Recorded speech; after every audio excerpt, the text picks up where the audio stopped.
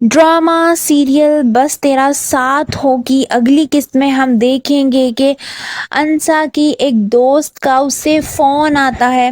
वो उससे उसकी ज़िंदगी के बारे में पूछती है, जिस पर अंसा कहती है कि हाँ मैं ठीक हूँ और मेरी शादी हो गई है।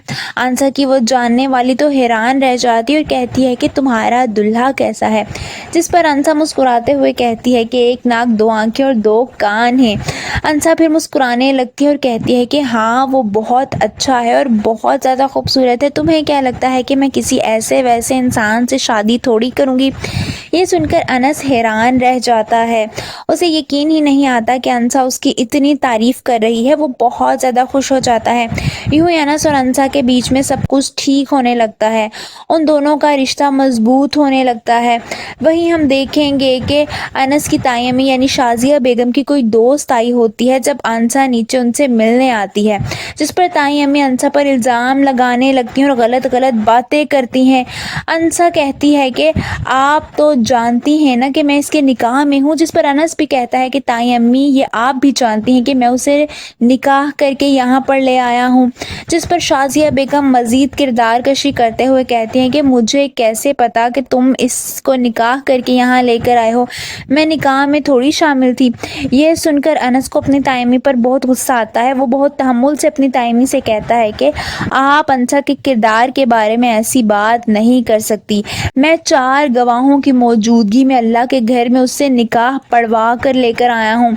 ये सारी बातें सुनकर तो अंसा भी खामोश नहीं रहती और वो ताई अम्मी से कहती है कि आइंदा अगर आपने मुझसे ऐसे बात करने की कोशिश की या मेरे किरदार पर उंगली उठाई तो मैं भूल जाऊंगी कि आप अनस की ताई अम्मी हैं।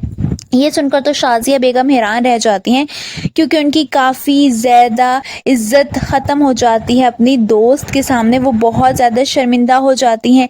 दूसरी तरफ हम देखेंगे कि शहरीन को अब फहाम कुरैशी उसे अपने मतलब के लिए इस्तेमाल कर रहा है। वो उसे जानबूझकर अपने साथ साथ पार्टियों पे लेकर घूमता रहता है और काफ़ी ज़्यादा करीब होने की कोशिश करता है। ये बात शान को बिल्कुल अच्छी नहीं लगती। वो शहरीन को समझाने की बहुत कोशिश करता है, मगर शहरीन उसकी कोई बात नहीं सुनती।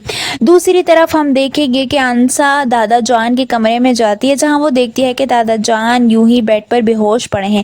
अंसा उन्हें उठाने की बहुत ज़्यादा कोशिश करती है, मगर उनके वजूद में कोई हरकत नहीं होती। ये सब कुछ देखकर वो बहुत ज़्यादा परेशान हो जाती है और चीखते हुए अनस को आवाज़ें देने लगती है और दादा जान को उठाने की कोशिश करती है, मगर सब बेसूद होता है।